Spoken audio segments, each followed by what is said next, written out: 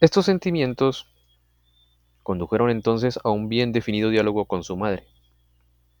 Ella le amaba inmensamente y a menudo había hablado con él sobre todo lo hermoso y grandioso que en él se había formado desde sus 12 años de edad. Al principio, él no había confesado a su madre la disonancia que ello había suscitado en su interior, de modo que ella solo había visto lo hermoso y grandioso, y por lo tanto ignoraba mucho de lo que, cual una confesión general, con este diálogo fue dado, pero lo acogió íntimamente y de todo su corazón, y de todo corazón. Hubo en ella una íntima comprensión del sentimiento de Jesús y de que él añoraba lo que antes de los 12 años había poseído. Trató de consolarle destacando todo lo hermoso y sublime que desde entonces había aparecido en él. Le recordó el resurgimiento de las grandes doctrinas, la sabiduría y el tesoro de las leyes del judaísmo y todo cuanto por él se había manifestado.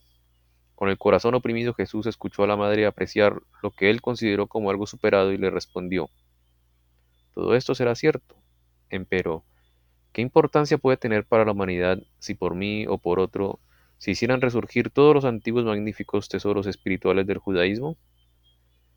En el fondo carece de importancia lo que de tal manera pudiera manifestarse. Ciertamente, si ahora en torno nuestro existiera una humanidad que tuviese oídos para oír el lenguaje de los profetas antiguos, entonces sí sería provechoso hacer surgir los antiguos tesoros de sabiduría. Incluso si hoy viniera Elías, así habló Jesús, para enunciar lo mejor que él había experimentado en las vastedades celestes, no existen los hombres que tendrían oídos para oír la sabiduría de Elías, ni de los profetas anteriores, ni de Moisés, ni de los demás hasta llegar a Abraham. Hoy no sería posible enunciar lo que ellos habían dado. El viento se llevaría sus palabras. Para el mundo de hoy no tiene ningún valor lo que yo creía haber adquirido. Esto fue lo último que leímos. No sé si tengan alguna pregunta, comentario o continúo.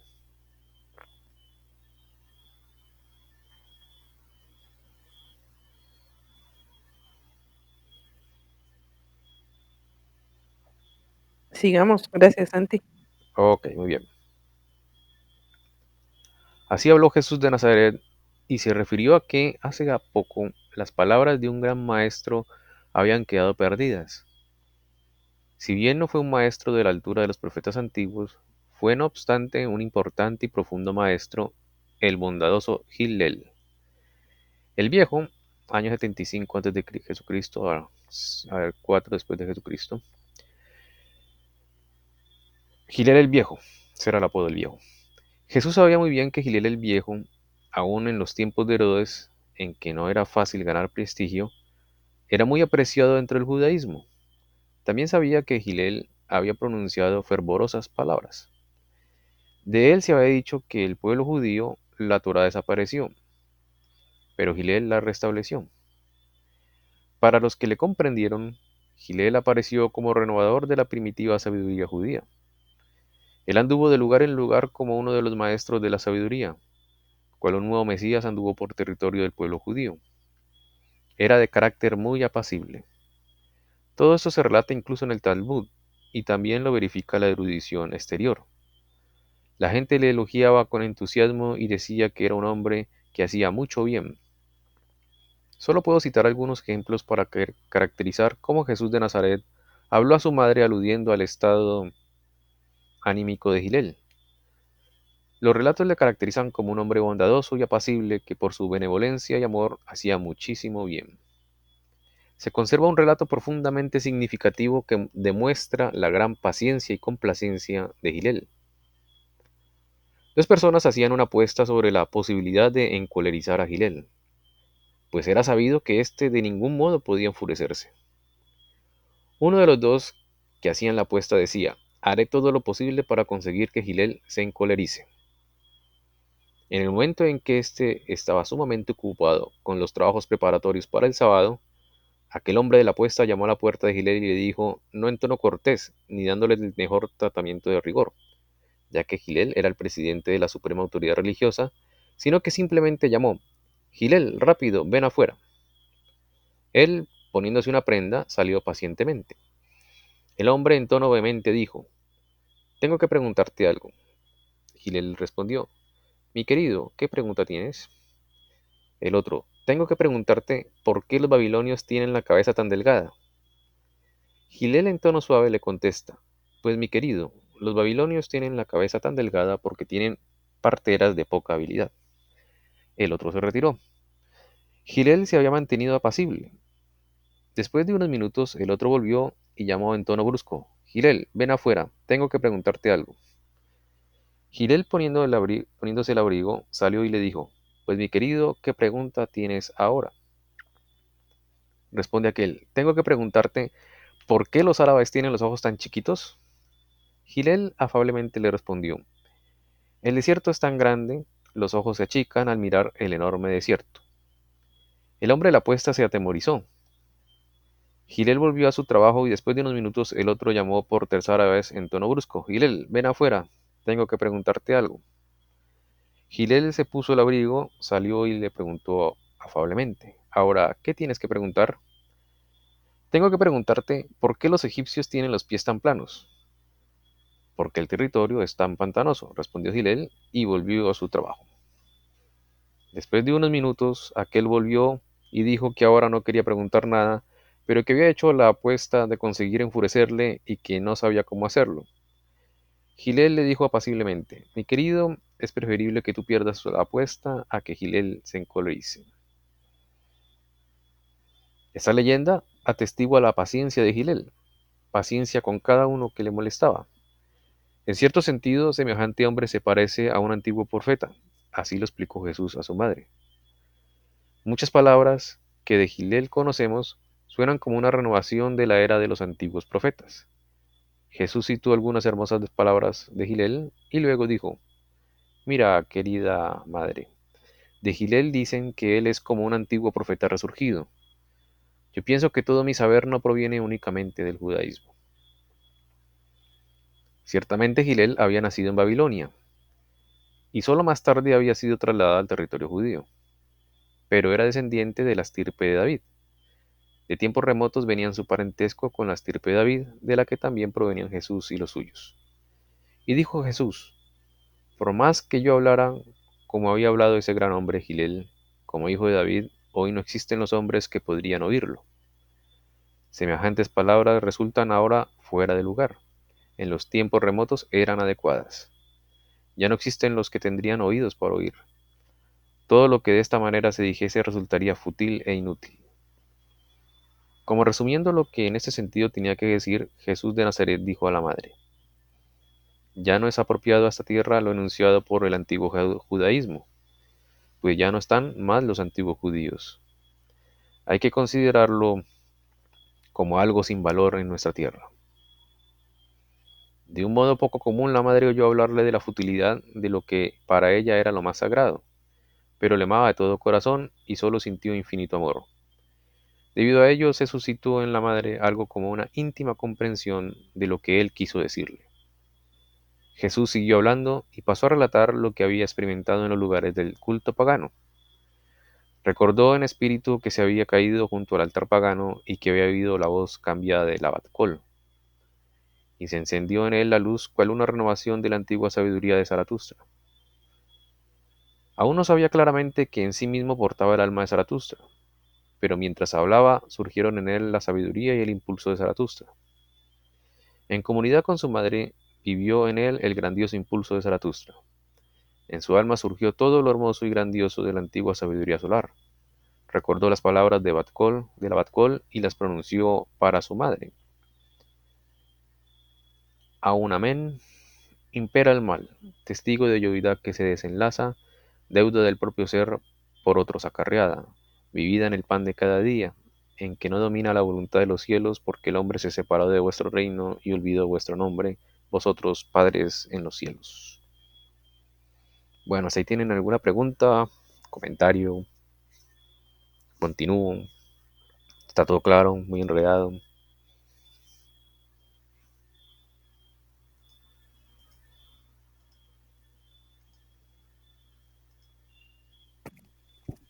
Pues es como el Padre Nuestro, un poquito cambiado, ¿no?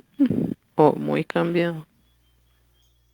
Sí, así es. Prácticamente el Padre Nuestro es esto invertido, tanto en el orden como en la sintaxis, digamos así. El sentido. Ajá. Ujú.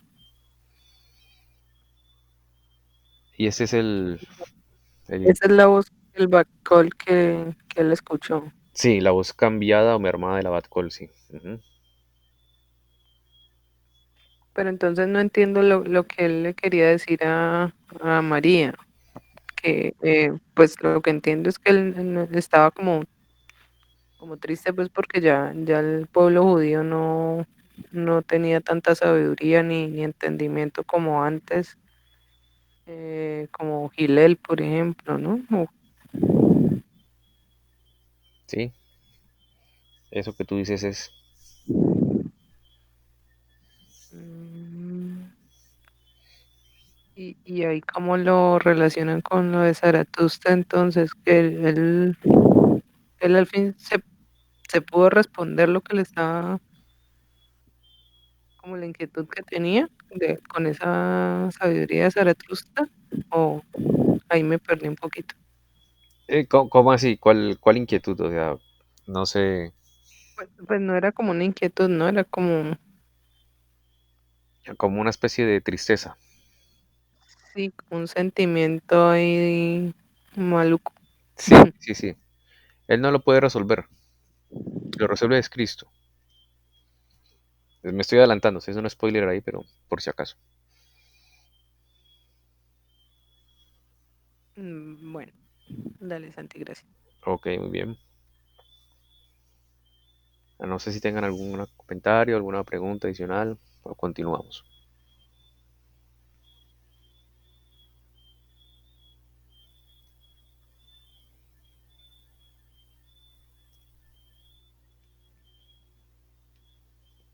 Bueno, entonces vamos a continuar.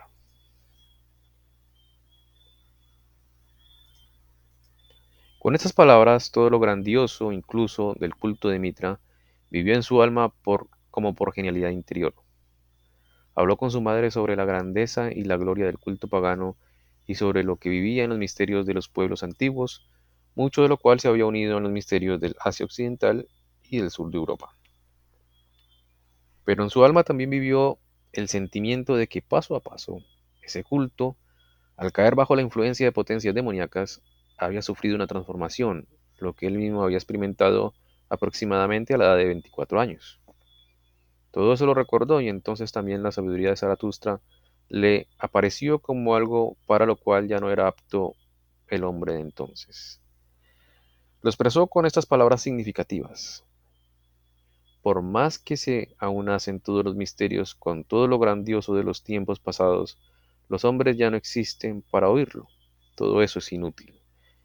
Si ya no saliera para anunciar a los hombres lo que oí como la voz cambiada de la Batcol, si yo hablara del secreto por qué el hombre en su cuerpo físico ya no puede vivir en comunidad con los misterios, no existen los hombres que podrían comprenderlo.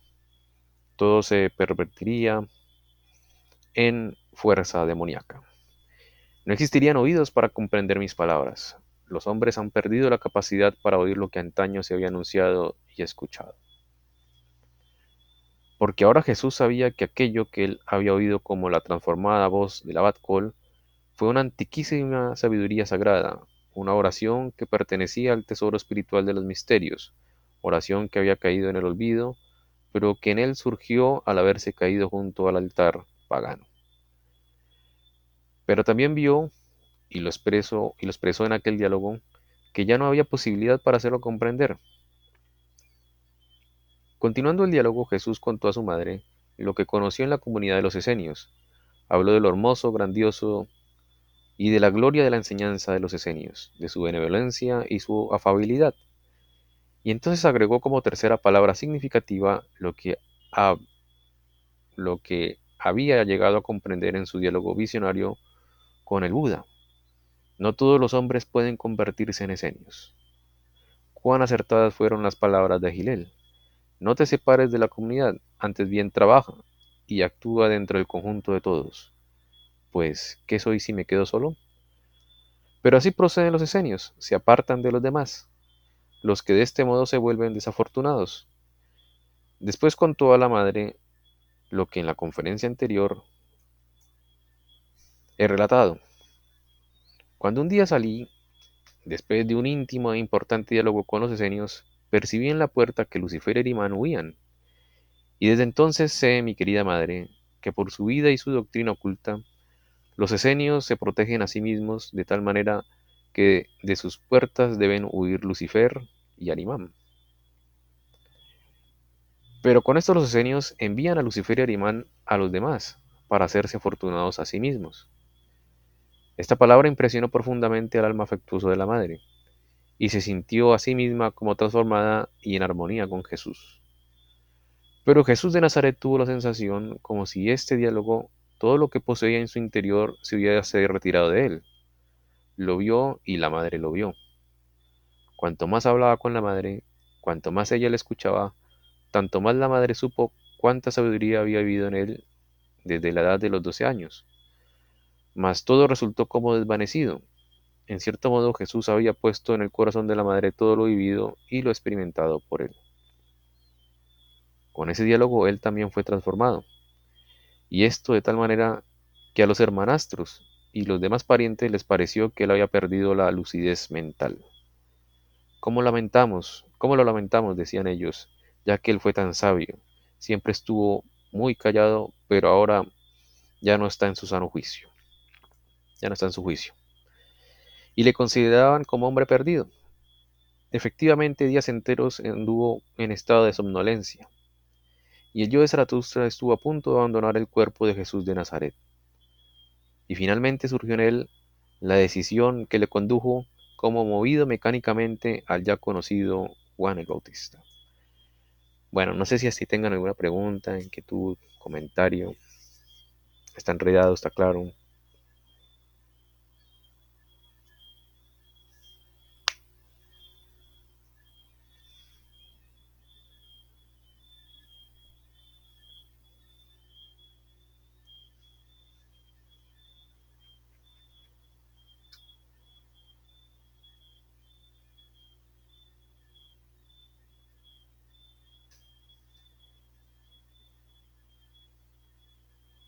No entendí, Santi, porque dice que los esenios envían a Lucifer y Arimán a los demás para hacerse afortunados a sí mismos.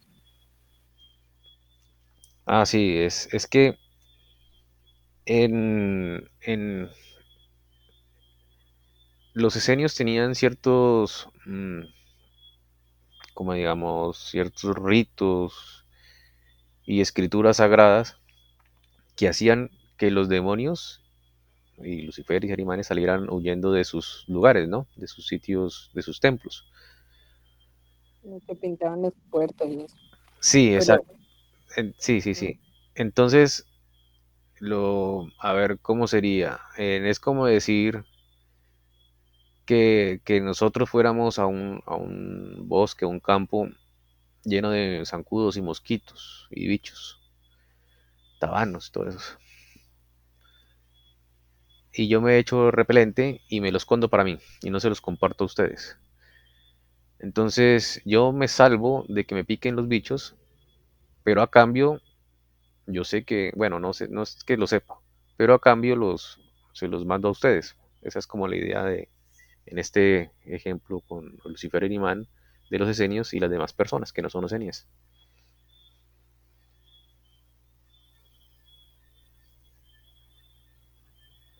Esa es como la idea, Kate. se salvan ellos, pero no dan el secreto. Exactamente. Y además, como lo repelan hacia los demás. Esa es la cuestión allí.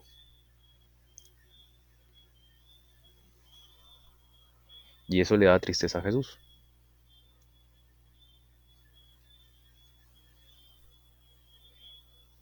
Bueno, muy bien. No sé si, si hay alguna pregunta adicional, comentario adicional o continuamos.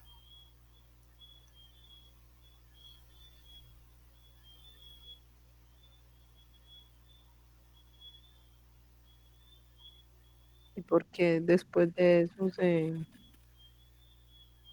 desvaneció, pues él dice que es, ¿cómo es que dice? Que se fue lo que había en él, algo así. Sí, sí, sí, en efecto. Lo daban por ya como ya los familiares ya lo decían, no, esto ya lo perdimos, ya no es el mismo de antes. Estaba ido, y en efecto estaba ido. Porque las cosas espirituales se hacen de manera transicional, no como empieza una y continúa la otra, no. Entonces se acercaba el momento en que la entidad del Cristo iba a meterse en el cuerpo físico de Jesús. Y la cosa no es que se fue inmediatamente el yo de Zaratustra y entró de una el yo de Cristo, no, sino que se hace por transición. Poco a poco se va retirando el yo de Zaratustra y después poco a poco va entrando el yo de Jesús de Cristo. Y en ese lapso es que como que no hay ni el uno ni el otro, entonces la entidad el cuerpo de Jesús se queda sin un yo conductor, digámoslo así. Esa es como la idea, Kate. Ya. Pero ahí estoy leyendo, dice que Jesús había puesto en el corazón de la madre todo lo vivido y lo experimentado por él. O sea que pasó como todas sus experiencias, conocimientos a María. Sí, la María de Zoroastro, de la que no era virgen, porque la virgen se murió a los 12 13 años, ¿no? De Jesús o sea, a los 12 13 años de edad de Jesús, ¿no? Esta es la María que tenía más hijos, donde Jesús tenía hermanos, ¿no? Aquí incluso lo relata que hermanastros, ¿no?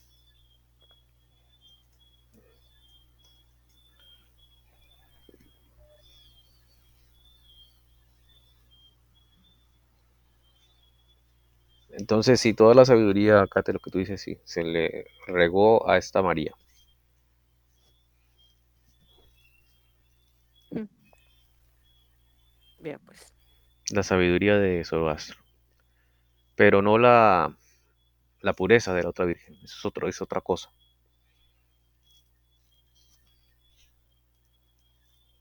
Pero qué tal que se uniera en una sola virgen la pureza y la sabiduría, mejor dicho, sería un súper completo la situación, ¿no?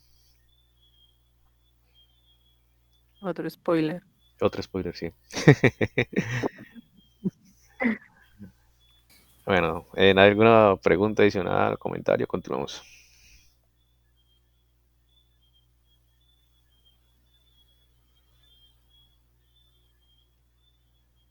No, pues sigamos.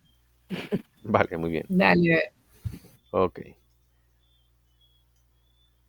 Aconteció entonces el bautismo en el Jordán, a que muchas veces me he referido.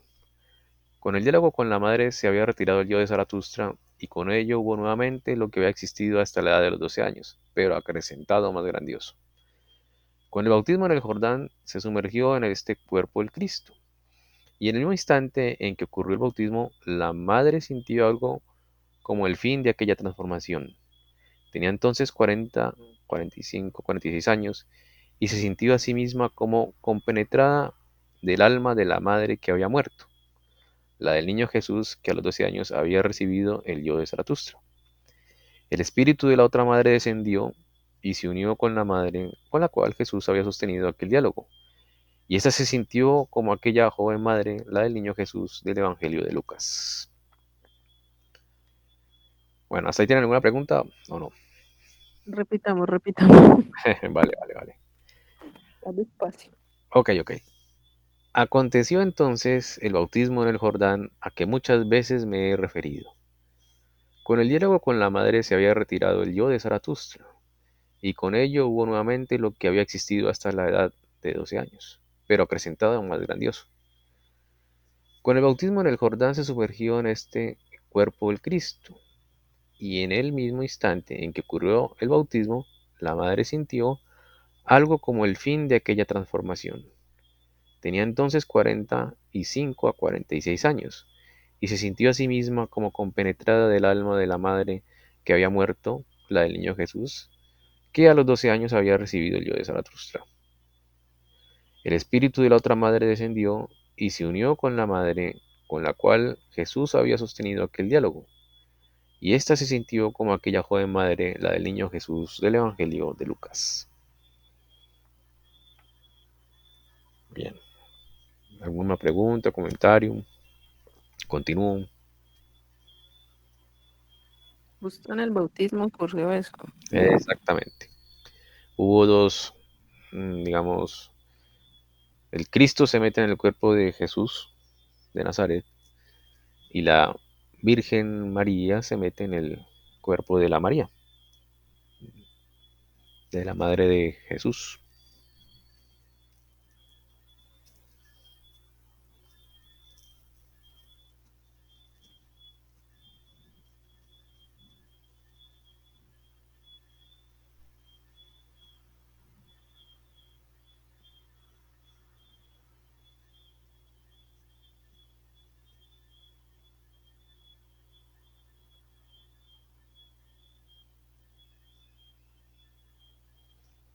Bueno, entonces va a continuar.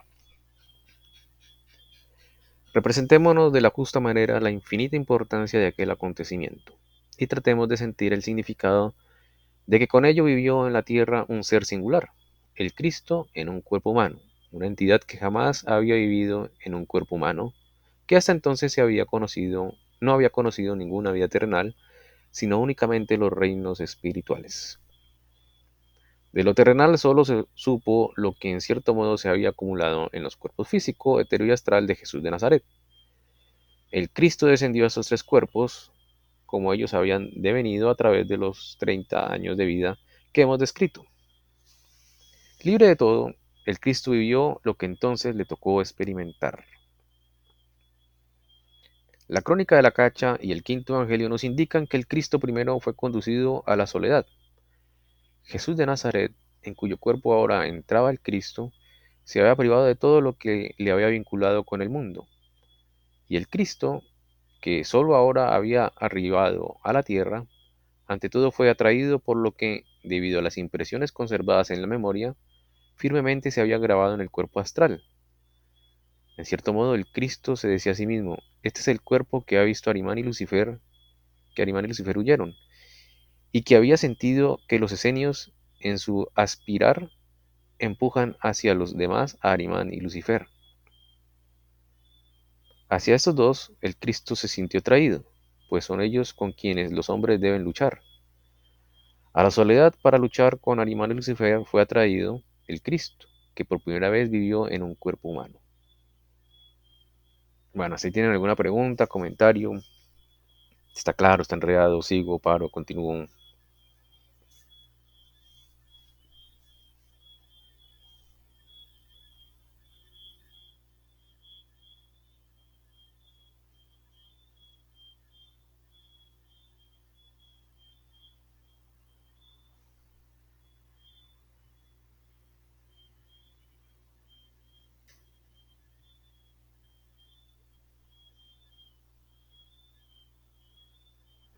Bueno, va a continuar.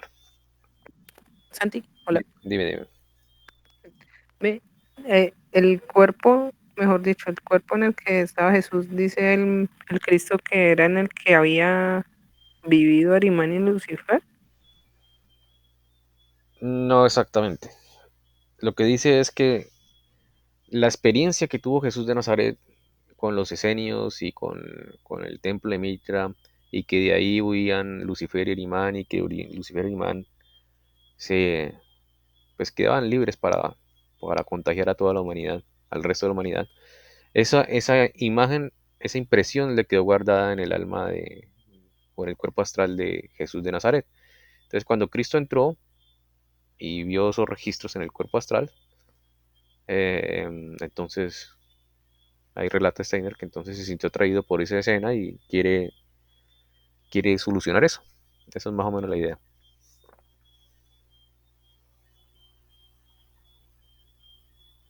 Ah, ya, ya, ya, sí, estaba me había confundido ahí con una palabrita. Ah, ok. O sea, sí quedó registrado ese evento en el alma. Pero no es que Lucifer y Arimán se haya metido en el cuerpo de Zoroastro, sino que el recuerdo de ese evento y la impresión de que le dejaron Lucifer y Arimán a Zoroastro, bueno, a Jesús de Nazaret, esa impresión registrada en el alma es la que Cristo pues escudriñó.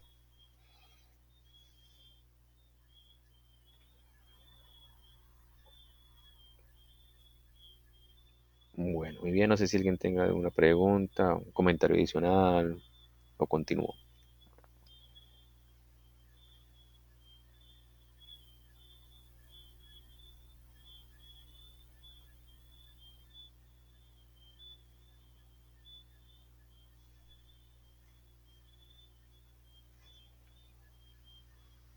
Bueno, voy a continuar. Creo que en gran medida es verdadera la escena que ahora voy a relatar. Observar semejantes cosas en la crónica de la cacha es muy difícil, por lo que advierto expresamente que ciertos pormenores posiblemente haya que modificarlos en forma insignificante, pero lo esencial está. Muchas veces me he referido a que la escena de la tentación, los evangelios la relatan según distintos aspectos. Me he esforzado en investigarla y voy a contar imparcialmente cómo ella fue realmente. En la soledad, el Cristo, en el cuerpo de Jesús de Nazaret, primero encontró a Lucifer, la entidad que se aproxima al hombre presuntuoso, falto de humildad y con conciencia del propio ser. Lucifer se dirige al falso orgullo y a la altanería del hombre. Lucifer se enfrentó al Cristo, diciéndole aproximadamente lo que también figura en los otros evangelios. Mírame, los reinos en que el hombre ha sido colocado, fundados por los antiguos dioses, ya son anticuados. Yo voy a fundar un nuevo reino y te daré todo lo que de belleza y gloria en los antiguos reinos existe, si tú entras en mi reino. Pero debes separarte de los otros dioses y reconocerme a mí. Lucifer le describió toda la belleza de su propio mundo, y todo lo que hablaría al alma humana si ella tuviera un poco de orgullo. Pero como Cristo había venido de los mundos espirituales, sabía quién es Lucifer y a qué debía tenerse el alma para no ceder a la tentación. Cristo no conocía la tentación de Lucifer, pero él sabía cómo se está al servicio de los dioses y poseía la fuerza para rechazar a Lucifer. O sea que aquí lo rechaza Cristo. Para un segundo ataque, Lucifer llamó a Arimán para que éste le ayudase, y ambos se dirigieron al Cristo. Uno trató de incitarle al orgullo, Lucifer, y el otro habló a su miedo, Arimán. De esta manera aquel le dijo, con mi espiritualidad, con todo lo que yo puedo darte, no te hará falta lo que ahora necesitas por haber adoptado como Cristo un cuerpo humano. Este cuerpo te subyuga, te obliga a reconocer las leyes de la gravitación. Si yo te arrojo al abismo, el cuerpo humano te impide quebrantar la ley de la gravitación. Pero si tú me reconoces a mí, yo voy a anular las consecuencias de la caída, y nada te pasará. Arimán le dijo, yo voy a liberarte del miedo, arrójate. Ambos le acosaron, pero como en su acosamiento en cierto modo se equilibraron, el Cristo pudo liberarse de ellos, y encontró la fuerza que en la tierra el hombre debe encontrar para elevarse sobre Lucifer y Arimán. Arimán dijo entonces a Lucifer, tu presencia me estorba. En vez de aumentar mis fuerzas, las disminuiste. El último ataque lo emprendió Arimán solo, diciendo al Cristo lo que encuentra su expresión en el Evangelio de Mateo. Haz que lo mineral se convierta en pan. Si te jactas de poseer fuerzas divinas, di que estas piedras se hagan pan. Mas el Cristo respondió, no solo de pan vivirá el hombre, sino de lo espiritual que proviene de los mundos espirituales. Esto lo sabía muy bien el Cristo, porque acababa de descender de los mundos espirituales. Pero Arimán le respondió, por más que tú tengas razón, realmente esto no me impide tener sujeto en cierto sentido. Tú únicamente sabes lo que hace el espíritu que desciende de las alturas. Jamás estuviste en el mundo humano. Aquí abajo en el mundo humano viven hombres que verdaderamente necesitan que las piedras se hagan pan, pues no les es posible nutrirse de espíritu solamente. Este fue el momento en que Arimán decía al Cristo algo que en la tierra se podía saber, pero que el Dios, que en aquel momento había descendido, desconocía. Él no sabía que aquí abajo hacía falta convertir el pan en mineral, el metal. Y Arimán respondió que aquí abajo el hombre se ve en la necesidad de nutrirse con el dinero. Y aquí el punto en que Arimán todavía tenía poder. Y él dijo entonces, Voy a valerme de este poder. Esto es el verdadero relato de la tentación. En ella quedó un punto sin resolver. Los problemas no encontraron solución definitiva. Los problemas concernientes a Lucifer se resolvieron, por cierto, no así los referentes a Arimán. Para ello hace falta algo más. Bueno, muy bien. No sé si así tengan algún comentario, pregunta, inquietud. Todo está claro, todo está enredado.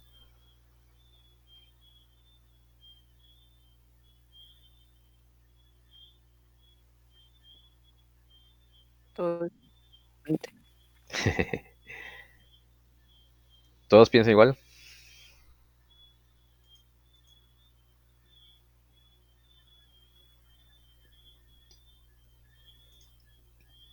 Sí, esa partecita es difícil.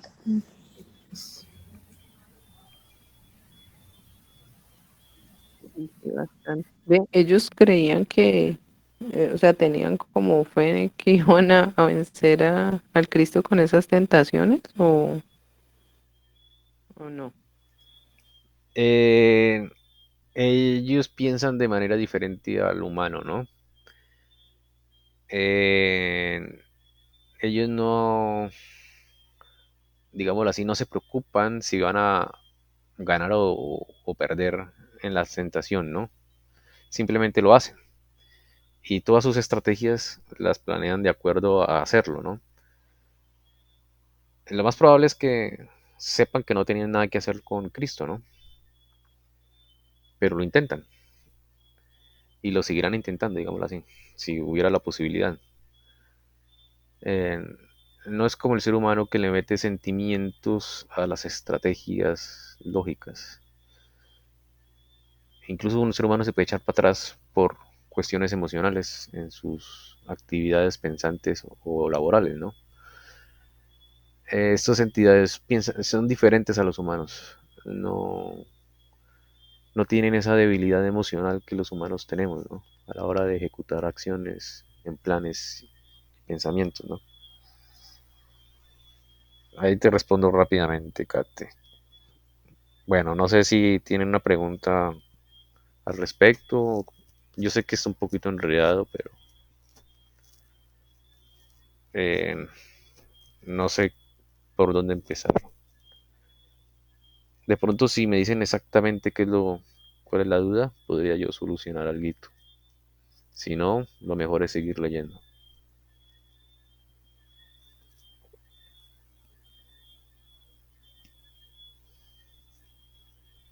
Pues tocaría ver qué es lo que hace falta como para vencer a Arimán, ¿no?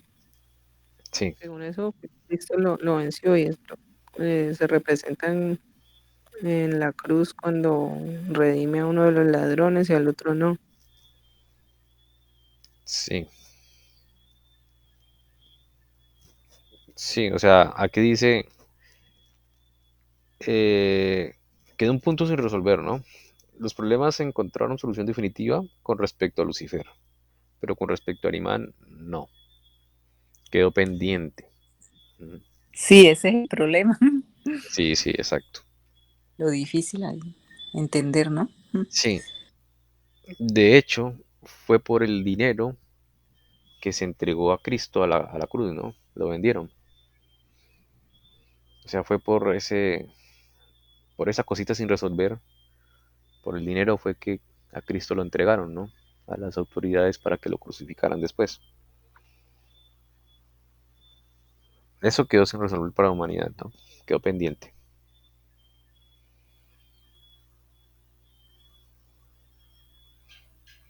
Hace falta algo más, ¿no?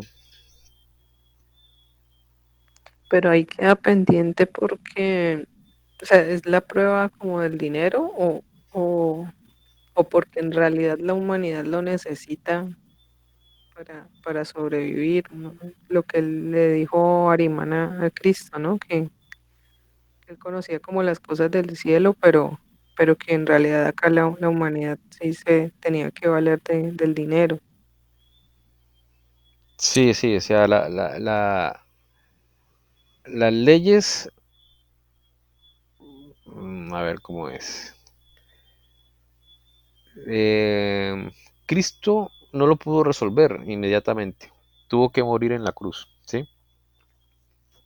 Pero al morir en la cruz, él da la solución. Él da, ¿cómo se llama? La posibilidad al ser humano de poder vencer eso. Más adelante Steiner lo explica mejor que yo. Eso, ese problema es el dinero, que es el dinero. Ese es, digamos, como el medio de intercambio en que el ser humano, con que el ser humano se ha establecido en este mundo, ¿no? En este sistema de cosas.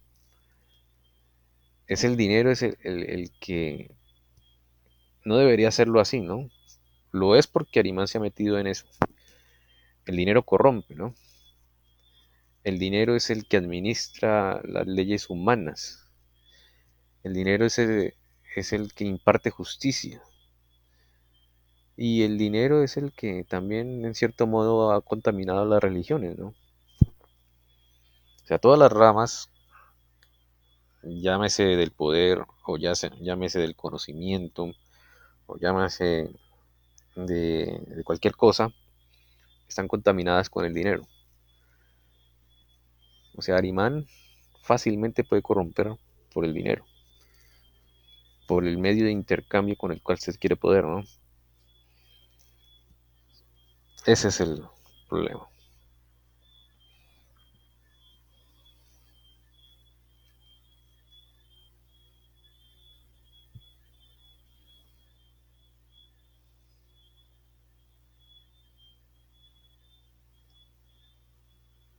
Bueno, si quieres seguimos leyendo un ratico más. De pronto ahí Steiner comenta algo más y aclara más. ¿Listo? Sí, Ok.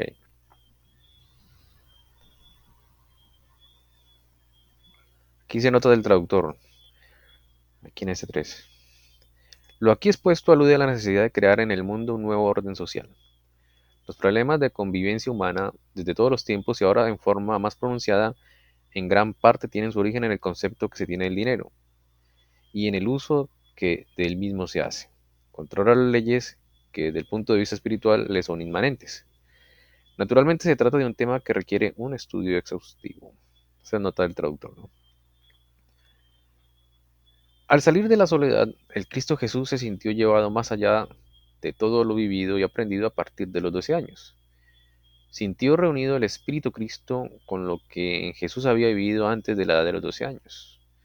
En verdad ya no se sintió vinculado a lo que en la humanidad había quedado envejecido y árido. Hasta el lenguaje que en su mundo se hablaba le dejó indiferente y al principio incluso quedó callado. Anduvo por las cercanías de Nazaret y algo más allá.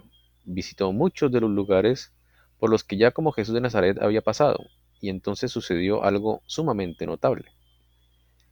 Téngase bien presente que relato lo que pertenece al quinto evangelio, y no vendría al caso que alguien quisiera descubrir contradicciones con respecto a los otros cuatro evangelios. Me atengo al contenido del quinto evangelio. Muy callado, como no teniendo nada en común con su mundo circundante, el Cristo anduvo al principio de albergue en albergue, trabajando con la gente en los respectivos lugares. Lo vivido con lo que Arimán le había dicho sobre el pan le había dejado profundamente impresionado. En todas partes, en los lugares donde antes había trabajado, volvió a encontrar gente conocida.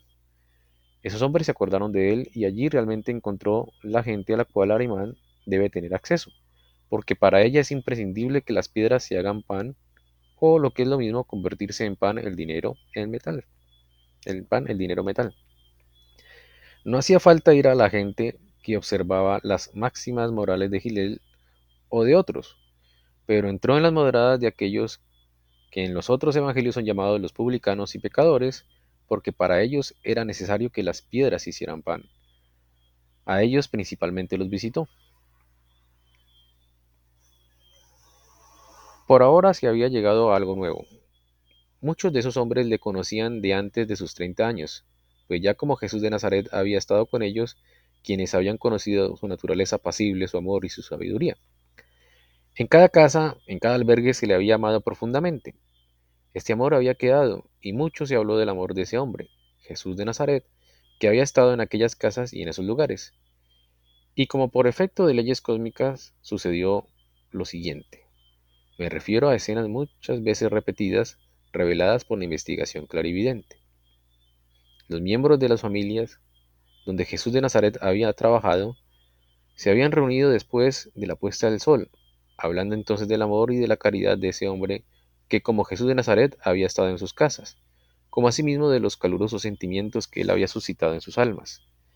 Y muchas veces había sucedido que, después de horas enteras de semejantes reuniones, entraba en la habitación, como por una visión común de todos los miembros de la familia, la imagen de Jesús de Nazaret. Efectivamente, él los visitaba en espíritu, o también ellos se creaban su imagen espiritual. Podemos imaginarnos los sentimientos que surgieron en el seno de semejantes familias, que antes habían tenido esa visión en común, cuando después del bautismo en el Jordán, él volvió. Ellos le reconocieron por su semblanza exterior, solo que ahora el brillo de los ojos era más intenso. Vieron el rostro resplandeciente que otrora los había mirado con tanto amor. Vieron al hombre que en espíritu había estado con ellos. Podemos imaginarnos lo extraordinario que ahora sucedió en esas familias y en los pecadores y publicanos, quienes, debido a su karma, estaban expuestos a todos los seres demoníacos de aquel tiempo. Ahora se puso de manifiesto la naturaleza cambiada de Cristo Jesús.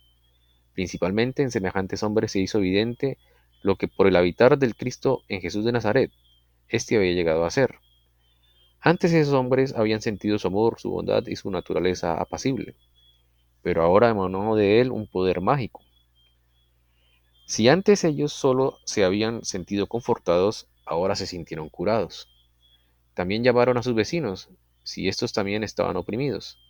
De tal manera que sucedió que, después de haber vencido a Lucifer, y cuando de Arimán solo le quedaba el aguijón, Cristo Jesús pudo hacer para los hombres sumidos al dominio de Arimán lo que en la Biblia se describe como la expulsión de los demonios.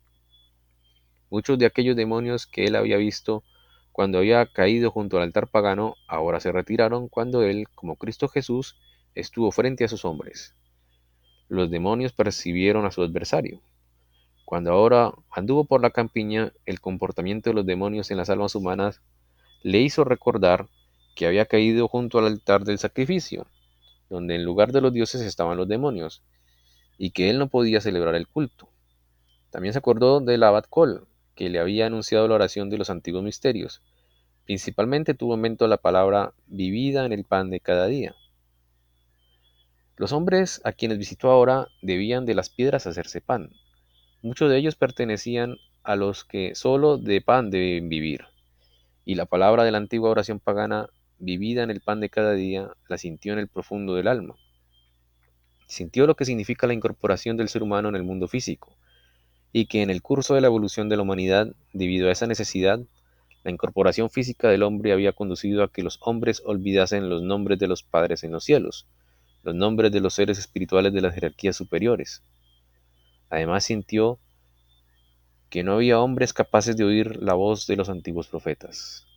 Ahora supo que la vida basada en el pan de cada día superó al hombre de los reinos celestes, y que esta vida hace brotar el egoísmo y conduce al hombre hacia Arimán.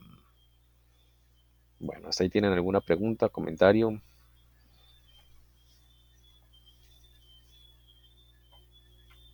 ¿Está todo enredado, todo claro? Lo dejamos allí para meditarlo y continuar el jueves.